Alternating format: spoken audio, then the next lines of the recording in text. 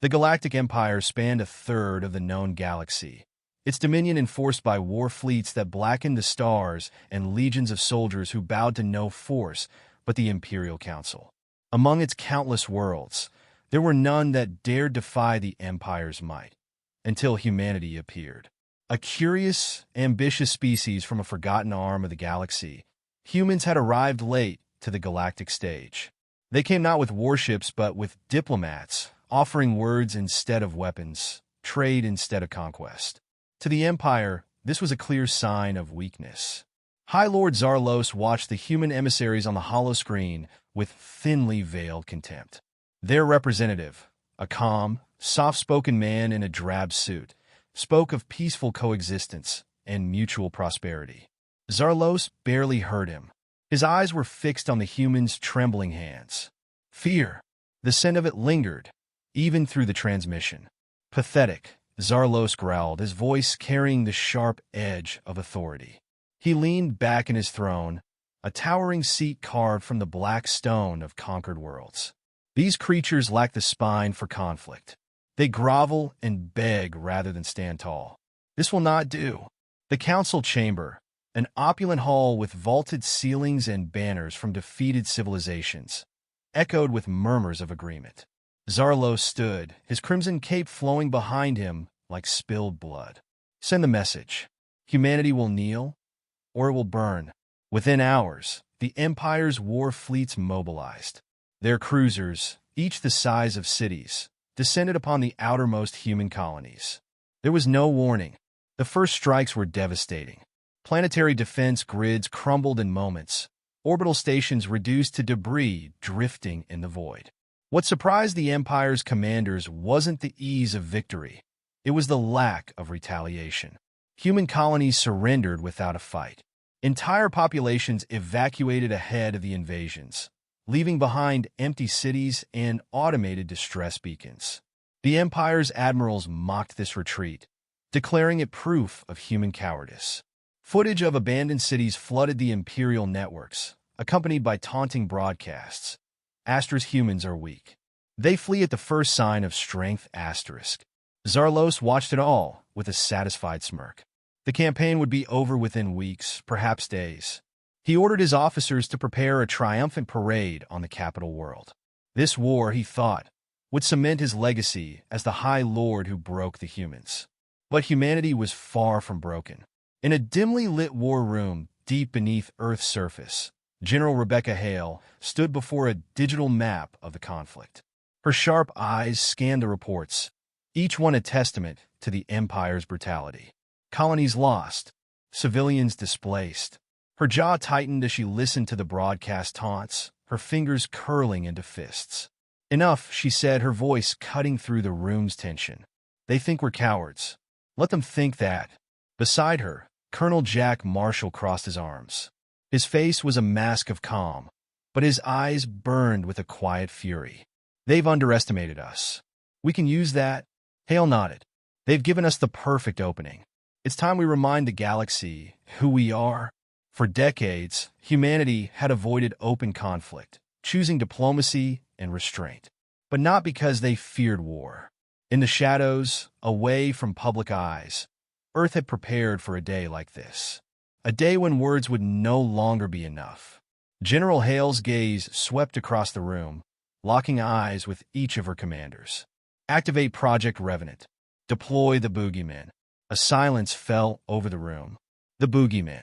Even among the hardened soldiers in the room, the name carried weight.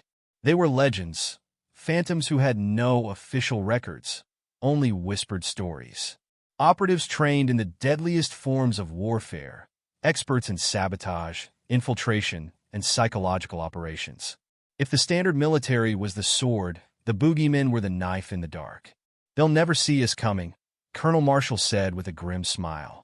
On a distant moon, deep within a classified training facility, the Boogeymen prepared for deployment.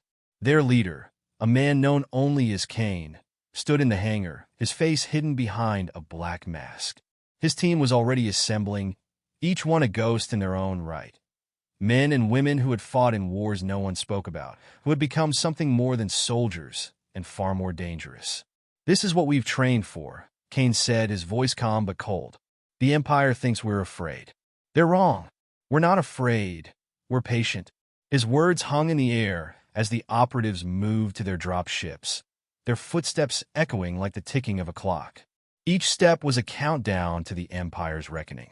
The Boogeymen launched under the cover of darkness, their ships slipping past the Empire's blockades with precision. They would not fight the Empire on its terms. They would not meet its armies head-on. Instead, they would strike from the shadows, dismantling the Empire piece by piece, until even the mighty High Lord Zarlos would tremble at the mere mention of their name. As the drop ships vanished into the void, General Hale watched from Earth's command center. "Let them call us cowards," she murmured. "They won't be laughing for long." In the cold silence of space, the Boogeymen drew closer to their target, the heart of the Galactic Empire. Fear was a powerful weapon, and soon it would no longer belong to the Empire. It would belong to the humans, and the Boogeymen would ensure that the galaxy never forgot it. The war began without warning, not with the roar of battleships, but in the quiet spaces between. What had once been a peaceful, ordered capital now simmered with unease. Power grids flickered inconsistently. Key supply depots went silent, their shipments vanishing into the void. Communications arrays faltered at the worst possible moments, turning well-coordinated fleets into blind, disjointed clusters. The Imperial Council called it sabotage, but didn't yet understand the scale of what they were facing. They thought it was temporary, isolated. They were wrong. On the outskirts of Cairda, beneath the veneer of bustling city life, Kane stood in the shadow of an abandoned warehouse, surveying the chaotic skyline. His mask concealed his features, but his eyes remained sharp, calculating. He didn't watch the fires that dotted the horizon or the columns of armored transports roaring down the main avenues. Instead, he watched the spaces in between, where no patrols ventured, where light barely touched. Those were the spaces where wars were won. "Confirm readiness," he said, his voice a low rasp through the calm. "All teams in position," Vega answered, her words clipped precise. "Secondary relays compromised. Civil authority grid is ready for blackout on your signal." Kane lowered his hand, resting it on the hilt of his combat knife. "Execute." In an instant, the lights across the lower districts of Cairda went dark. Street lamps, security systems, and hollow ads that had illuminated the city's crowded streets blinked out, plunging entire blocks into darkness. The hum of civilization died, replaced by the sound of panicked voices and distant alarms. The Boogeymen moved swiftly, their black armor blending into the shadows like specters. Civilians stayed inside, locking their doors and whispering prayers to gods that no longer seemed to hear them. The Empire's soldiers, confused and increasingly unnerved, scrambled to form defensive perimeters. But there was nothing to fight, nothing they could see. Kane led the first strike himself. His target, an Imperial logistics hub that served as a nerve center for supplies to the war front. The building stood like a fortress of steel and glass, its security tight, its defenses supposedly impenetrable. Supposedly. They entered silently, taking down guards before they had time to react.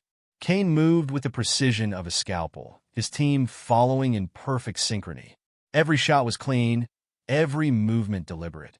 Vega disabled the building's surveillance grid with a few deft keystrokes while Kane stalked through the corridors, his footsteps eerily quiet. He found the control room and paused at the doorway, scanning the scene. 3 officers hunched over terminals, oblivious to the chaos unfolding outside. Kane drew his knife, his breath steady. One by one, the officers fell, their blood pooling beneath the softly glowing monitors. "Control room secured," Kane whispered. "Confirmed," Vega replied, transmitting false data to the fleet. "They'll be chasing shadows for hours." Kane sheathed his knife, wiping the blade clean on a fallen officer's uniform. He knew the importance of speed, but he allowed himself a brief moment to reflect. This was what the Empire had forced them to become. Predators lurking in the dark, dismantling a machine too vast to fight directly. Their next strike hit even harder. Fuel depots went up in flames, the explosions lighting the night sky like distant stars. Military convoys were ambushed in narrow alleys, their remains left as warnings for those who followed. Commanders began to second-guess their orders. Soldiers refused to patrol alone. The Boogeymen never stayed in one place for long. They hit, disappeared, and hit again before the Empire could catch its breath. Each strike was a lesson, a reminder that strength and numbers meant nothing when your enemy fought in the shadows. In the command center beneath Cairda, High Lord Zarlos stood before a vast tactical map, his fury barely contained. Red markers representing lost assets blinked steadily across the map, spreading like a disease. He clenched his fists, his claws digging into his palms. "They're ghosts," he growled. "Cowards who refuse to face us in open combat." An aide, trembling slightly, stepped forward.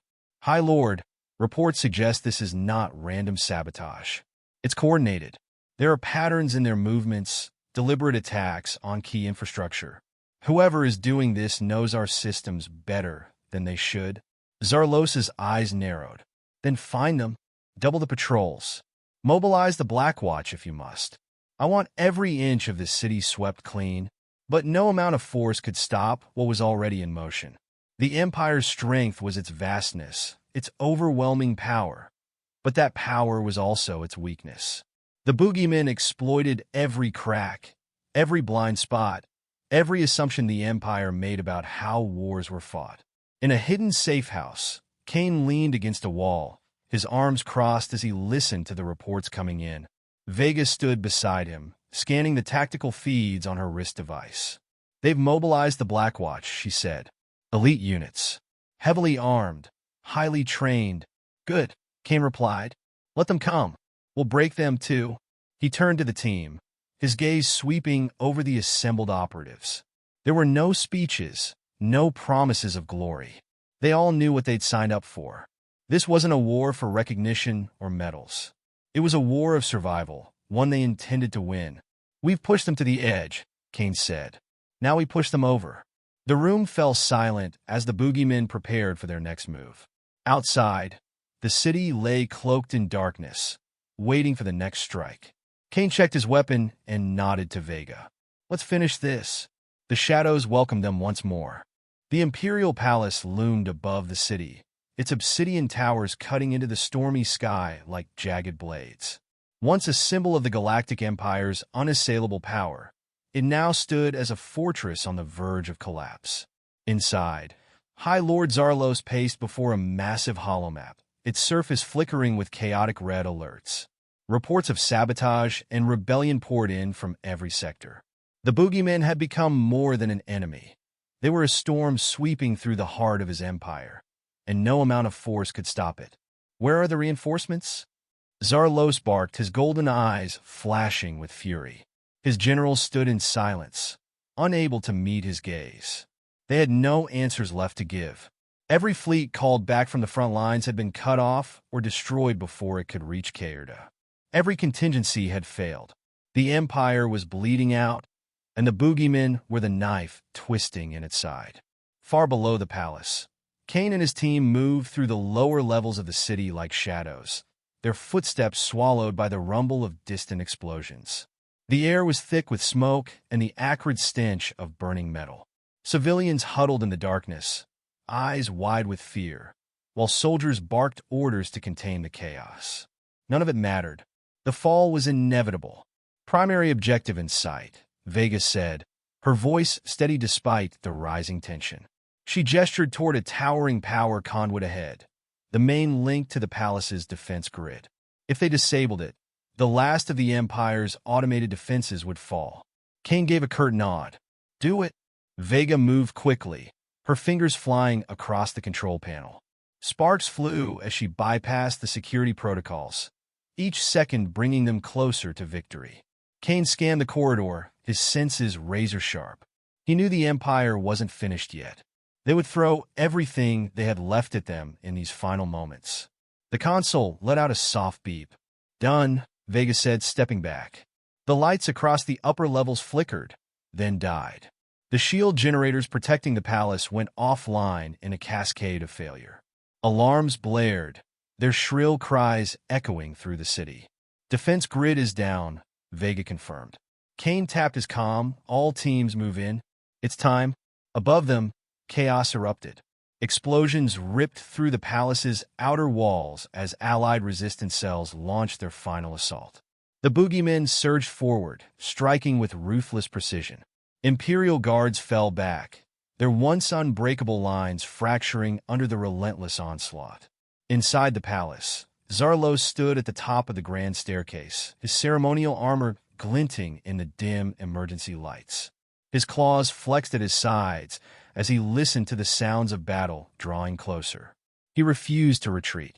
He was High Lord of the Galactic Empire, the unshakable pillar of order in the galaxy. He would not bow to ghosts and shadows. The doors to the throne room burst open, and Kane stepped through the smoke and shattered metal. His black armor was scarred from battle, but he moved with the calm, deliberate confidence of a man who had already won. Behind him, Vega and the rest of the Boogeymen fanned out, their weapons trained on the remaining guards. Zarlos straightened, his golden eyes locking onto Kane. "You think this changes anything?" he growled. "You are nothing but a coward hiding behind tricks and shadows. I am the Empire. I cannot fall." Kane tilted his head slightly, his voice calm and cold. "The Empire fell the moment it underestimated us." Zarlos lunged, his speed belying his size. His claws lashed out, aiming for Kane's throat. Kane sidestepped, his movements precise and economical. He drew his combat knife in one fluid motion and drove it into Zarlos' side. The High Lord stumbled but didn't fall, his eyes blazing with defiance. "Kill me, and you'll only create a martyr," Zarlos hissed through gritted teeth. "No," Kane said quietly. "You won't be a martyr. You'll be forgotten, just like every empire that thought it was eternal." With a final, powerful thrust, Kane drove the knife into Zarlos' chest. The High Lord's eyes widened in shock before the light in them dimmed. He collapsed at Kane's feet, his armor clanging against the cold marble floor. The room fell silent. Kane looked down at Zarlos' body for a long moment before turning to Vega. "It's done." Vega nodded, her expression unreadable. "Extraction point is ready. We should move before reinforcements arrive."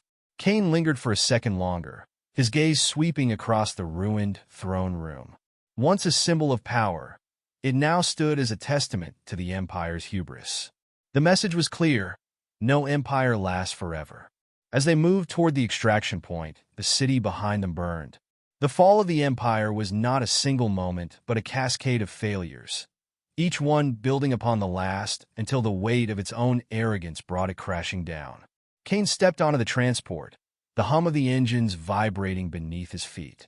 Vega sat beside him, her eyes scanning the horizon as the transport lifted off.